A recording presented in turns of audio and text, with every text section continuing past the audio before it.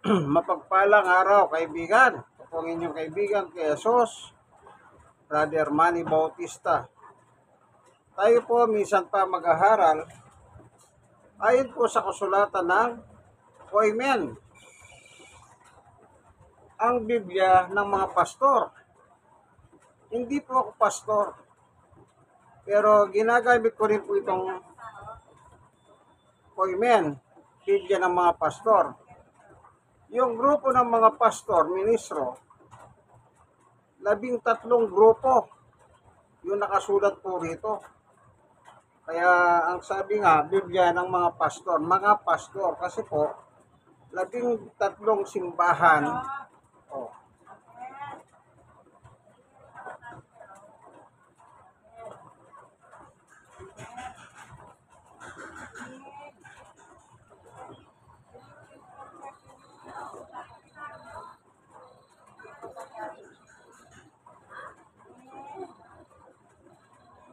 yan, 13 sila.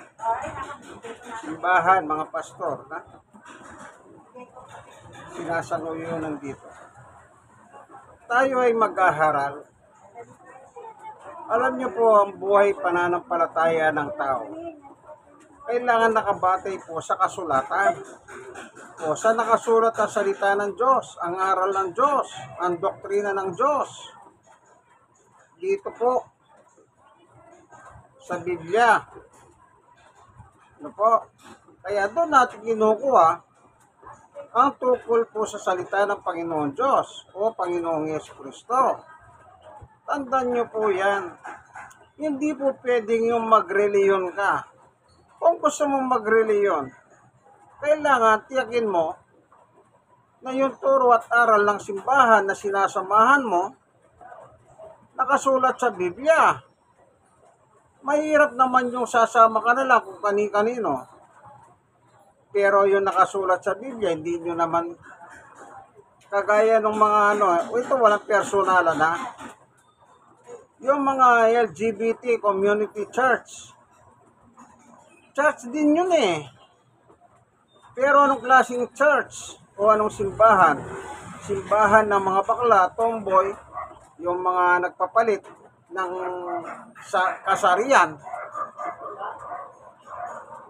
Ang ginawa pa, ikinakasal yung lalaki sa lalaki, yung babae sa babae. Oh, ang nilikha ng Diyos, lalaki lang, Adan. Then kinuha si Eva sa tadyang. At nang magising si Adan, ayan, meron na siyang asawa. Eva pangalan.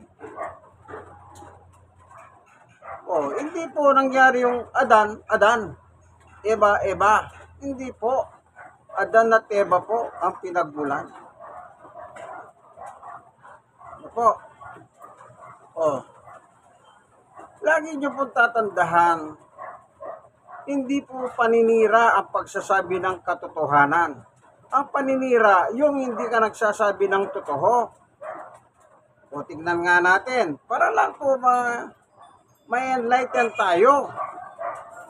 Pero kung sinulat si Apostol Pablo, tingnan lang natin dito sa unang Korinto 6:9-10. Meron siyang nakalagay dito. Ito po si Apostol Pablo, tingnan natin anong nakalagay. Oh, sandali po, hinahanap lang natin. Ito, nakikipagtalik sa kapwa lalaki o kapwa babae. Oh, sa unang Korinto 6:9-10 yan. At kapag gano'n ang ginagawa mo, ang sabi ng Biblia, ay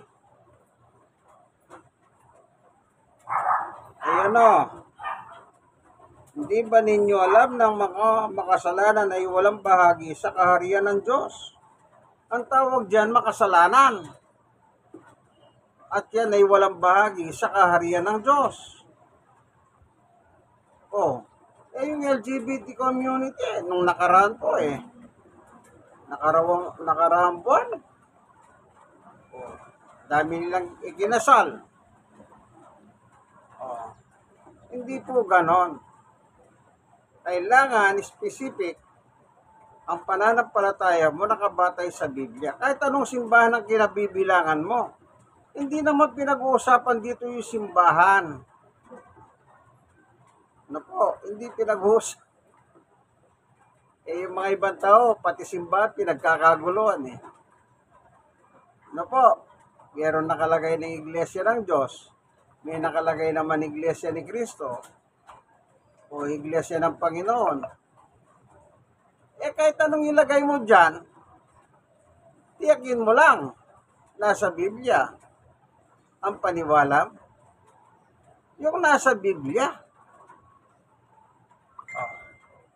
Kasi po yung nasa Biblia, yun ang turo at aral ng ating Panginoon Diyos at ang ating Panginoong Yesukristo. Pero bago tayo papalahot, atin munang ihilingan ang kanyang patnubay. Hallelujah! Purihin ka, Panginoon. Samahan mo po kami sa aming pag-aaral ng Ebanghelyong ito. Sa pagkakataon na ito, buksan mo po ang puso at isip ng bawat isa. Kung hindi nakabatay ang kanilang pananampalataya sa Biblia, iyong baguhin po ang kanilang kaisipan. Ito ang aming kahilingan at panalangin sa ngalan ng Panginoong Yesus. Amen. Okay. Yung iba naman, naglipa na ang mga rebulto. Sabi nila, hindi naman daw bawal. Sinong hindi na? Tingnan nyo po. Nang si Apostol Pablo po nangaral sa Atenas, ano ang napasin niya? Anong napasin ni Pablo sa kanyang pangangaral? Ito po sa Gawa 17. Ito po nakalagay sa 17:16.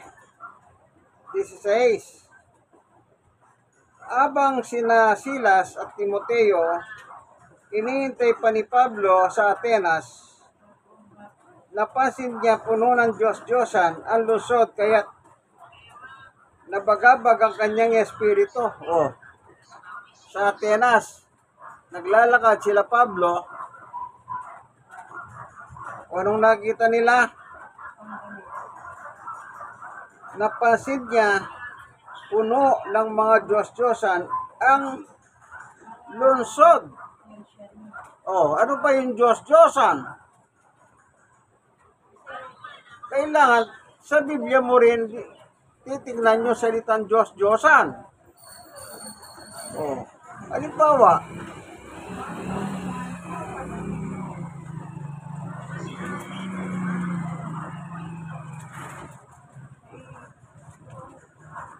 dito sa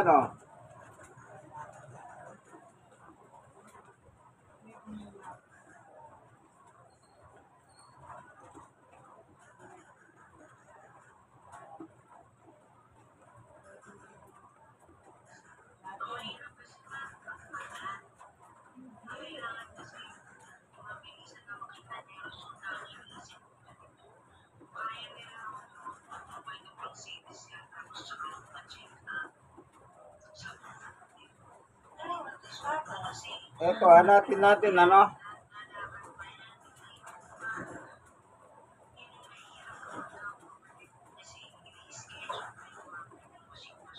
ito po sa Isaiah 44:9.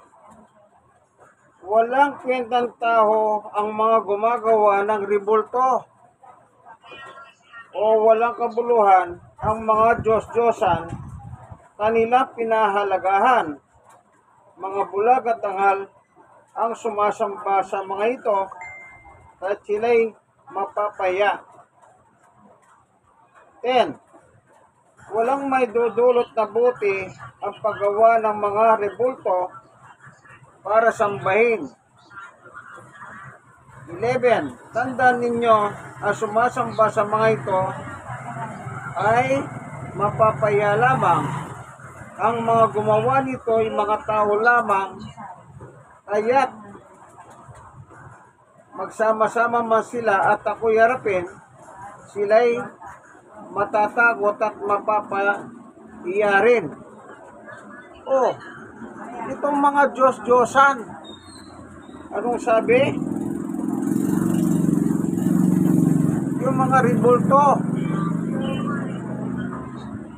Kaya nung si Pablo, lumalakad siya noon sa Atenas, yun ang nakita nila, mga Diyos-Diyosan, mga ribulto. Oh, tingnan natin pa dito. Sa 17 pa rin ng Gawa.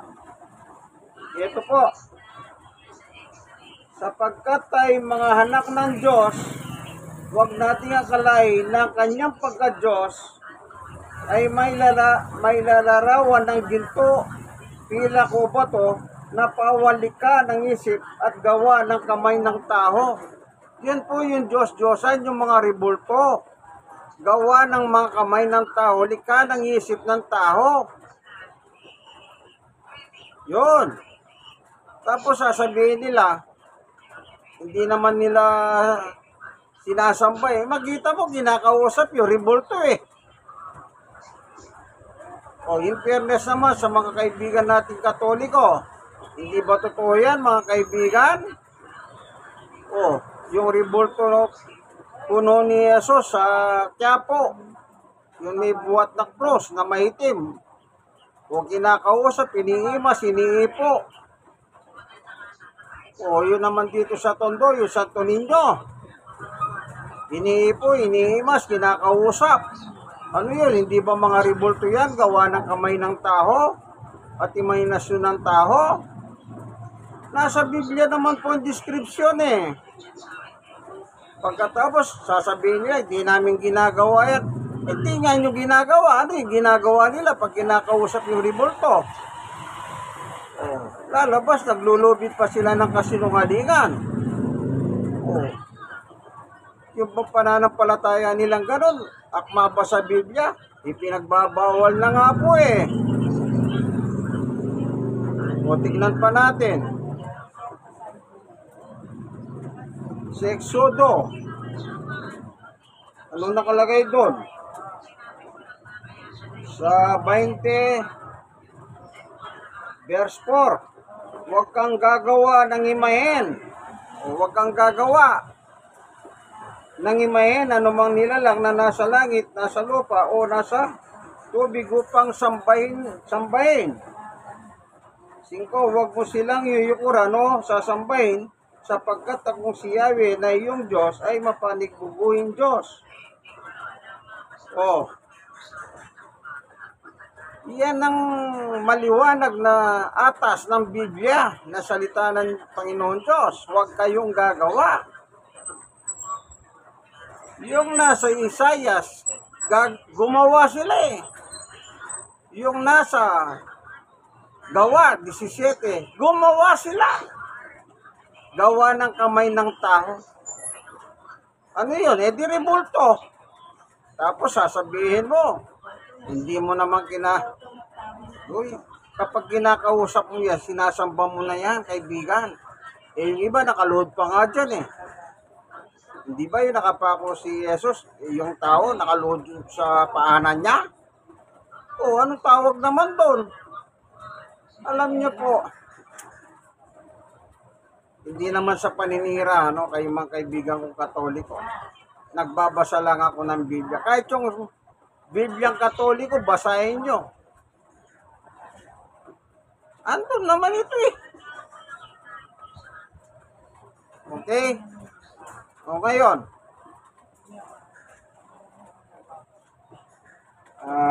meron naman nakalagay dito,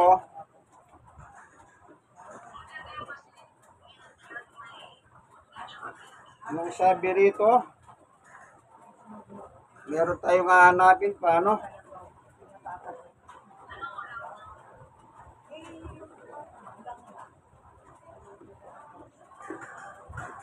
Meron tayong hahanapin naman, ano? Ito na naman. O ito Unang Korinto 10:14. Kaya nga, mga minamahal, iwasan ninyo ang pagsamba sa mga Diyos-Diyosan. Yung Diyos-Diyosan, yung ribulto. Kaya nga Diyos-Diyosan eh. Kung may totoong Diyos, meron Diyos-Diyosan, yung mga ribulto na ginawa ng kamay ng tao. Kapag niluluhuran mo yung kinakausap mo, yan ay forma ng pagsamba. May pananampalataya ka nga, kanya lang, wala naman sa katuturan. Sayang lang. O, meron pa tayong hanapin, ha? Ito pa, o. Dito sa unang Korinto, chapter 10 pa rin, sa 25, meron nakasulat ng ganito naman. Kumain kayo ng anumang nabibili sa tindahan ng karne, at wag nang magtanong pa upang hindi mabagabag ang inyong budi. 26, sapagkat sinasabi ng kasulatan, ang buong daigdig at lahat ng naroon ng Panginoon ang may-ari niyon. Oh, anong sabi? Yung nabibiling karne. Anong sabi ni Pablo? Kumain kayo ng anuman nabibili sa tindahan ng karne. Oh, kaya nakabili ka ng baboy. O nakabili ka ng isdang walang kaliskis, may kaliskis. Mga shellfish. Aba, yun namang ibang mga religyoso. Huwag ka raw kakain ng baboy, huwag kang kakain ng walang kaliskis. Paano yun? Nabili sa palengke, sabi ni Pablo, kainin mo. Tapos sabi naman nila, huwag kang kakain kasi pag kumain ka niyan, hindi ka pupunta sa langit. Oh, hindi ba nangusga pa sila? Sabi ni Pablo, kainin nyo yung binabili nyo sa palengke ng karne. Saan ka ba bibili ng karne? Di sa palengke. Saan ka bibili ng mga shellfish, mga isda? Di sa palengke. Saan ka bibili ng mga ibang karne ng hayop? Kaya ng kalabaw, baka, kambing, aso. Di sa palengke. Alam nyo yung mga ibang religyoso, yung ano ba yan? Sabadista. Ang founder nila, Mercana. Oh, si Ellen G. White. Sipin mo, sabi ni Pablo, kainin nyo. Sila naman, huwag kang kakain yan. Hallelujah. Yan po yung sinasabi ko. Naturingan sila may pananampalataya, pero kailangan po specific. Kung ano yung nasa Biblia, sundin ninyo. Pag sinabi huwag kayong gagawa ng ribulto, huwag ka nang gumawa, huwag ka nang bumili. Yung iba naman, bumili, hulugan. Tapos pinabindisyon kay Padre. Pagkatapos bindisyonan ni Padre, niluluhuran na sa bahay. Hallelujah. Oh. Kailangan po nasa Biblia po ang ating pananampalataya sa Panginoon Diyos. Ano po? Hindi po tayo name-personal. Oh. O lalo na, ang dami pong mga reliyon na ganyan. O yung mga Buddha. O, si Tao Buddha, ang kanilang nasa altar nila, sinasamba nila, patusok-tusok pa ng kandilang, yung insenso. Kaya si Buddha, nabuhay din siya sa panahon niya. Kung tawagin naman nila yan, yung mga Buddhist, the Shining One, ang isa na naliwanagan. Kung naliwanagan naman si Buddha, di yung nagbigay na liwanag sa kanya, yun nasambahin mo. Bakit si Buddha? Naloko na. Kumbaga, yun nilikha ang sinasamba. Dapat ang sambahin mo yung lumikha, ang Panginoon Diyos na nasa langit. Oh. Naalala niyo po ba yung sinabi ng ating Panginoong Jesucristo? Doon sa Mateo 6:9, basahin nga natin.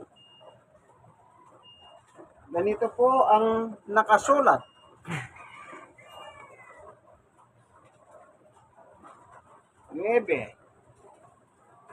ganito kayo manalangin, Ama namin nasa langit ka, sambahin nawa ang iyong pangalan. O kanino lang daw tayo sasamba? Tinuro na po ng Panginoong Yesus sa Ama, sa Diyos.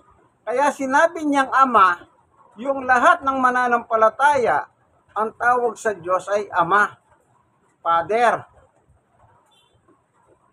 Yan. Kaya sinabi ni Yesus ito, at tinuturuan ni Yesus dito ang mga alagad niya noon sa panahon na yon. Kasi sabi nila, turuan mo kaming manalangin. Kaya yan yung tinuro niya, yung Lord's Prayer. Ama namin, nasa langit ka, sambahin ang ngalan mo. Oh, yun ang tinuro ni Yesus. Kaya yun ang proper. O sino lang ang sasambahin mo? Ang Ama. Kung totoo kang alagad ng Diyos. Pero kung hindi ka alagad, bahala ka na. Di kung gusto mo, maraming revolto. Yun ang sambahin mo. O. Tandaan nyo po yan. Kaya meron tayong Biblia para pagbatayan ng ating pananampalataya. Kaya sabi ni Apostol Pablo, para magkaroon ka ng tamang pananampalataya,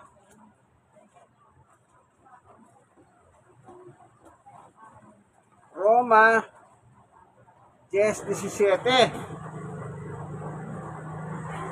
Kaya't ang pananampalataya ay bunga ng pagiginig at ang pagiginig naman ay bunga ng pangangaral tungkol kay Kristo.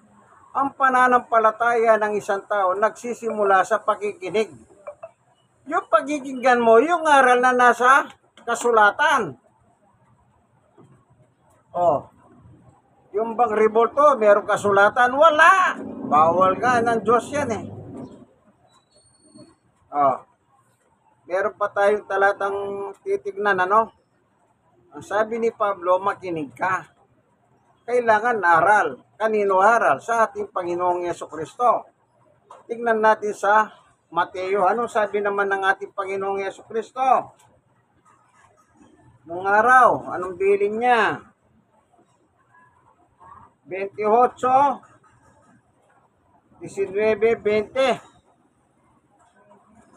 Kaya't umayo kayo, gawin ninyong alagad ko ang mga tao sa lahat ng mga bansa. Bautismo ninyo sila sa pangalan ng Ama at ng Anak at ng Espiritu Santo. 20. Turuan ninyo silang sumunod sa lahat ng iniutos ko sa inyo. Sabi ng Panginoong Yesus. Ang ituturo mo pala sa tao para maging alagad siya ay utos at aral ng ating Panginoong Yesukristo. Lamang! Wala na pong iba. Yung bang pagsamba sa revolto, aral ni Jesus yon. Kahit pa revolto ni Jesus yon. O, sabihin mo, Santo Niño naman ito eh. Sabihin mo, Nazareno naman ito. Sino nagsabi sa yung, sinabi ba ni Jesus, sigawa mo ko na revolto, na bata ako, ninyo? Sinabi ba ni Jesus, sigawan nyo ko revolto, yung mukhang multo, sunog, pangit? Hallelujah. Walang tinuro. Huwag na po kayong matigas ang bungo. Huwag matigas ang ulo. Oh, kanino aral? Aral ng Panginoong Yesukristo lamang. Oh, yung iba naman, aba Ginoong Maria, napupuno ka ng disgrasya. Aba, di-disgrasya ka talaga dyan. Bakit? Sinabi ba ni Maria, dalanginan niyo kung Ama namin, ay magrosaryo kayo sa akin? Si Maria po, nanampalataya din sa Diyos, pero hindi siya nagturo magrosaryo kayo. Bakit kayo nagro-rosaryo? Alam niyo po ba yung rosaryo? Yung butil-butil, ginaganyan. Hindi rin. O tingnan natin si Maria. Sinabi ba ni Maria na ito lang po sinabi ni Santa Maria. in fairness ha. Lucas. Ito, yulitan niya ni Maria.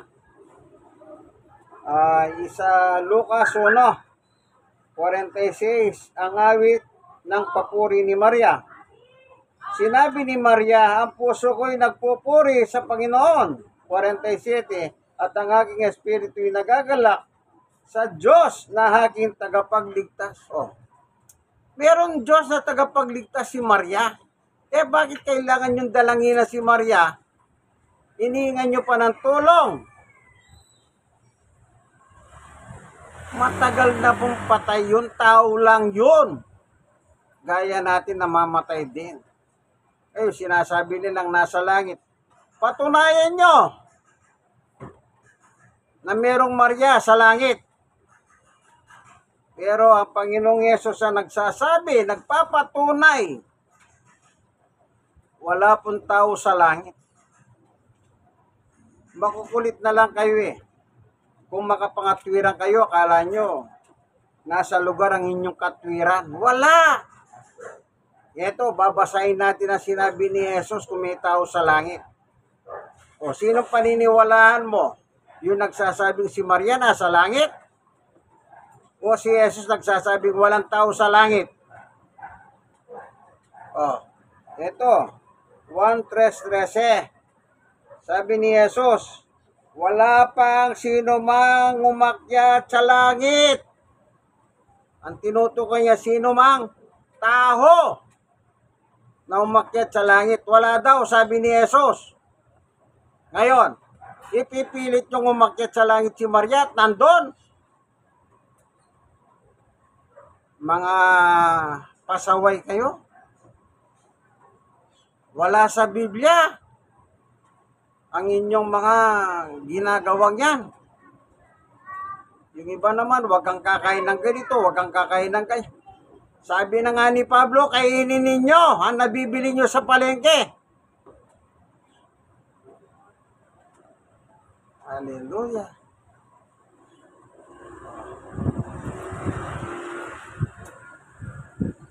Tandaan nyo po yan. Kailangan po specific na sa Biblia po ang saligan ng inyong pananampalataya. Hallelujah. Bakit ganyan nangyari? Bakit ganyan? Kasi po may demonyo na demonyo. Dinidemonyo ang mga tao, ang isip, ang mga utak binubulag. Para hindi po dumating yung liwanag ni Kristo. Basahin natin. Tingnan natin yung sinabi ni Pablo sa kanyang epistula. Ito po. 2 Korinto 4:4. Hindi sila sumampalataya. Mga tao ito, hindi raw sila sumampalataya. Bakit? Hindi sila sumampalataya sapagkat ang kanilang isip ay binulag ng Diyos. Small letter yung Diyos. Ng kasamahan ng daigdig na ito. Meron palang Diyos na kasamahan sa daigdig na ito. Yun ang bumubulag. Upang hindi nila makita ang liwanag ng magandang balita o salita ng Diyos tungkol sa kalwalatian ni Kristo na siyang larawan ng Diyos. Ngayon ang tanong, sino yung Diyos ng kasamahan na yon? Wala naman pong iba kundi si Satanas. Masama. Ibig sabihin ng Satanas, masama. Devil, evil. Siya po ang bumubulag sa mga tao. Kaya sabi niya, hindi sila sumampalataya. Kahit anong turo, nasa Biblia ng turo, pilit pa rin nilang binabalikan yung maling turo ng kanilang leader. Yung mga sumasamba sa ribulto, yun ay mga binulag. Yung mga nagsasabi, huwag kang kakain ng ganito, ganyan, yun ay mga tao binulag ni Satanas.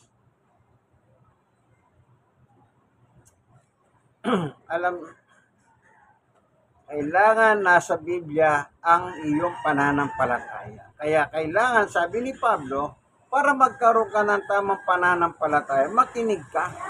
Kaninong pakikinggan mo? Aral ni Jesus. Yung sabi ni Jesus, ituro ninyo. O, panguli, babalikan natin yung Mateo 28:20 na. Anong sabi ng ating Panginoong Jesucristo? Kasi meron siyang sasamahan dun eh.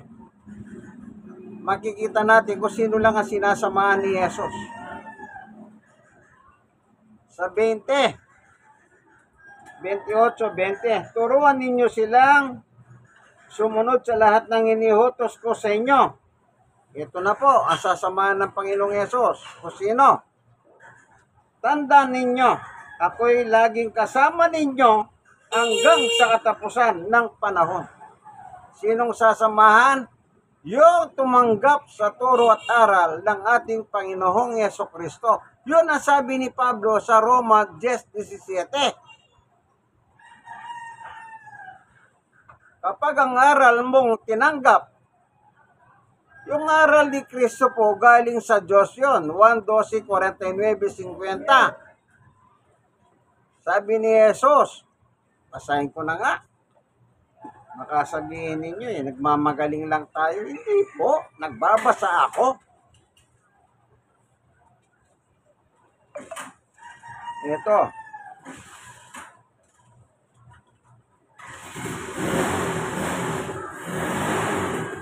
Dose ng 1, 49-50. Sapagkat hindi ako nagsasalita ng mula sa sarili ko lamang, sabi ni Jesus.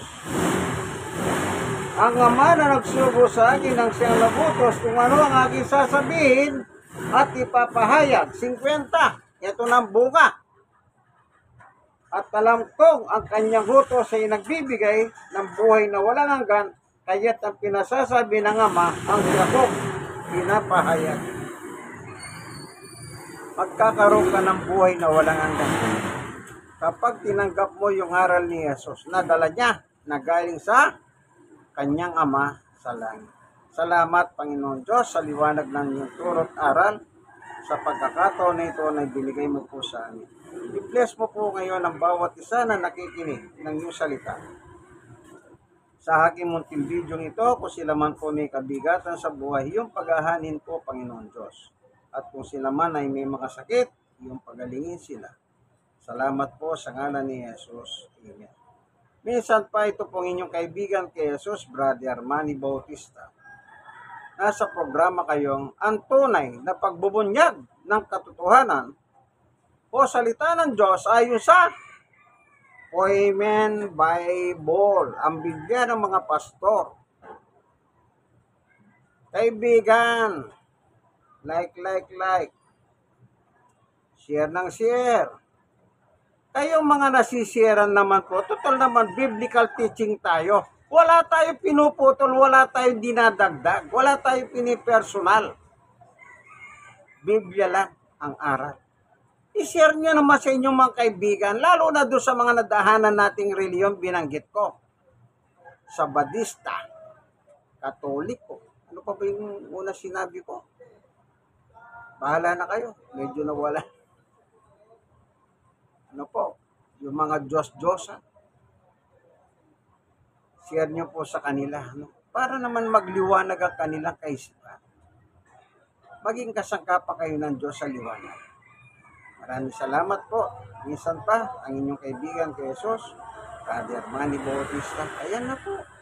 In Christ alone. Dapat dito tayo lahat. Kay Kristo lamang. God bless us all.